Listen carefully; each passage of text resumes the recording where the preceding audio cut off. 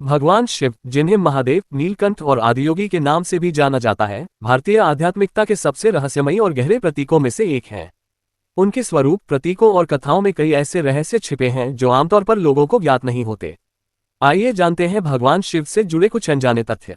1. शिव का अर्थ, जो नहीं है। शिव शब्द का शाब्दिक अर्थ है जो नहीं है। ये शून्यता का प्रतीक है जिससे संपूर्ण सृष्टि उत्पन्न होती है और अंततः उसी में विलीन हो जाती है। ये शून्यता ही ब्रह्मांड का मूल स्रोत है जिसे शिव कहा जाता है। 2. आदियोगी, योग के प्रथम गुरु। शिव को आदियोगी कहा जाता है क्योंकि उन्होंने ही सबसे पहले योग का ज्ञान सप्तर्षियों को दिया था।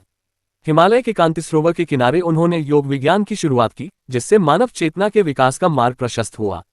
3. शिव का श्रृंगार, प्रतीकों का गहरा अर्थ। त्रिशूल 3 प्रकार के कष्टों, दैहिक, दैविक और भौतिक के विनाश का प्रतीक है। रुद्राक्ष, मान्यता है कि रुद्राक्ष की उत्पत्ति शिव के आंसुओं से हुई थी। चंद्रमा, शिव के मस्तक पर स्थित चंद्रमा मन के नियंत्रण का प्रतीक है। 4. नीलकंठ, विषपान का प्रतीक।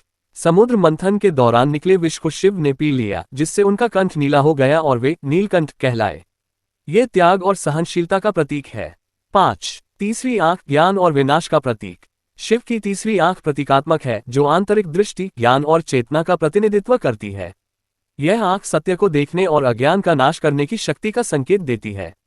6. ओम नमः शिवाय, आत्मा की शुद्धि का मंत्र। ओम नमः शिवाय मंत्र का उच्चारण आत्मा की शुद्धि और ध्यान में सहायक होता है।